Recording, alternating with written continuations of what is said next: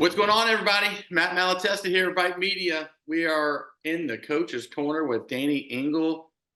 The Fulshear Chargers are balling out. This is second year coaching the program. They win district. Look at the bleach blonde hair, coach. Tell me about it. Yeah, I mean, it was a kind of just an ongoing kind of a way to try to get the girls motivated. And we just kind of were just discussing, like, they were like, "Oh, shave your head, dye it purple, dye it." And I was like, "No, well, I'm not going to dye it purple and I'm not going to shave it." So we settled on bleach blonde and then just kind of let it ride. That's a tough district. You, Foster, always battling it out. Yeah. Just talk about what did you feel the strength of your team was this year? I think the strength of our team was because we're a very young team. We've got 5 freshmen that start for us. And then our leading scorers, our 2 leading scorers are sophomores. So we're a very young team, which is great for the future of the program. But I think even though that we are a young team, just the camaraderie and the sense of teamwork, the way that they work and interact with each other on the field, we really don't have anybody that's selfish, that's trying to go and just try to get all the goals. We work the ball around very well, and we kind of set up. I think the last time I looked through the district stats, I think we had like 9 of our girls were in like the top 20 of like the district point leaders. So we definitely work the ball around, and we don't just have like 1 or 2 girls that are kind of like leading the team. We kind of divvy it out, and everybody gets their moment. Talking about your style of play, it seems like y'all score a lot, but just it seems like you maybe have brought a really fun style of play to Fulshear.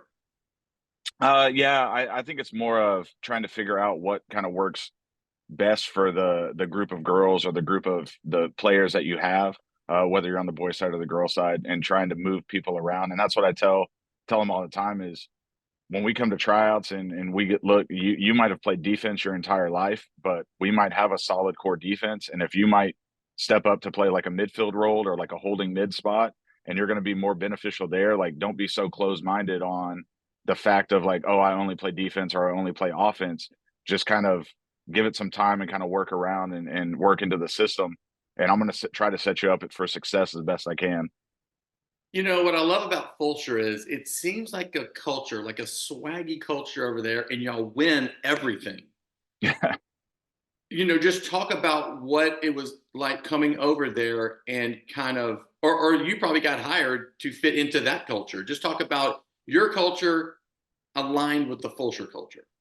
Well, I guess my philosophy has always been more of the sense of I'm going to want people around, whether it's on the boys' side, whether it's on the girl side, that are going to do things that we ask. They're going to put in the effort. They're going to put in. I don't care if you're D1 talent, if you're not going to listen to our coaching style or our philosophy and not gel with the team, I would much rather just kind of part ways, focus on club or focus on trying to get to college or that next level. And I'll keep the girls around that are going to do what we ask and that kind of stuff. And you kind of see that mentality in all the sports here is all of our kids are great. They do what we ask them to do. They take care of business in the classroom. We don't really have any kind of discipline issues at all, ever. So I think that's just kind of a system that Coach Caduti, our coordinators, kind of funnel down from the top to the bottom. Is we want to make sure that we surround ourselves with athletes that are going to do the right thing inside and outside of the classroom. All right, give me the stars. Who are the stars of the Fulshear Chargers? Well, I'd say our leading goal scorer is number 17, Lizeth Moreno. So I think I don't have the stats right here in front of me, but I think she's sitting at like 27 goals just in district. And then second behind her is our Cam, which would be Sienna Muscovich. And I think she's sitting somewhere right around 26, 27 goals as well on the season.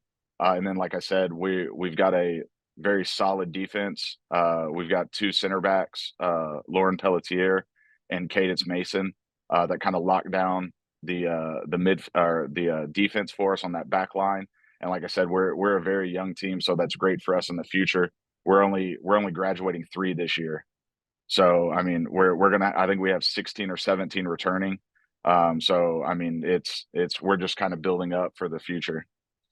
Tell me about your journey. I mean, you came from Columbus, but prior to that, or did you grow up in Houston? What was your soccer journey? So I'm originally from Pearland, so right outside of the Houston area. So I didn't start playing soccer until high school. So walked on freshman tryouts. My sport was ice hockey, but that's not really too big down here. It's starting to get a little bit bigger in the 6A schools. But yeah, so I started playing in high school and then went to a bunch of soccer camps throughout my high school career and then kind of played a little bit of intramurals and that throughout college and adult leagues. And then when I started in Columbus, I originally came on as a football coach and a baseball coach. And then they talked about starting the soccer program, and I was really the only one that had somewhat of a little bit of experience playing and that kind of stuff. So they went ahead and made me the head coach for the boys side and then started up that program. Man, it's crazy how things work out, right? Oh, yeah. Just crazy. Just talk about mentors. Who's kind of been your biggest influences in coaching in your young career? Well, I think I got to give a lot of props to the first AD that I ever worked for, Tony Velastro. He took a chance on me. It came straight out of college, no coaching experience. Interviewed for the job, and he was like, "Hey, like you don't have a lot of football background because again, soccer was my main sport throughout high school. I didn't really play football except for like junior high. So he was like, "Hey, we'll take a shot with you."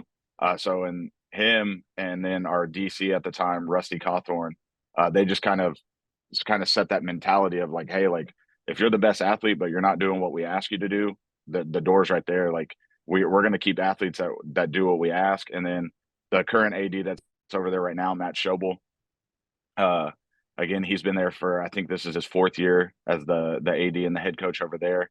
And kind of, again, the same thing is same thing with here with Coach Caduti at Fulshear is maintaining that discipline of athletes need to do what we ask them to do, and the main thing is make sure that they're taking care of business in the classroom because again, your student athletes first. Student comes first. If you don't take care of business in the classroom, you're not going to be eligible to play. So it doesn't matter what your talent level is if you can't take care of business in the classroom.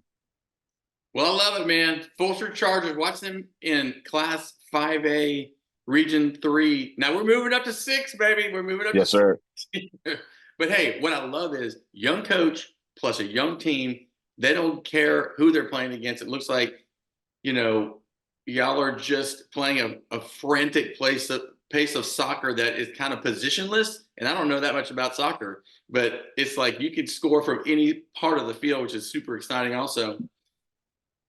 Biggest last thing is, what would you say the biggest challenge is going into the playoffs? I would think the biggest challenge that it's helped us throughout district is having that young team, but playing against some of these seasons teams that make playoffs all the time and every year, and then the physicality is can these freshmen, can these younger girls keep up with the physicality with some of these kind of bigger, more physical teams? And again, we'll see that even more next year whenever we move up to that 6A division. But I think trying to get them up to because again, like they've handled themselves great throughout district play. But again, once we get into playoffs, it's kind of a different animal because every game could be your last. Well, hey man, go get them.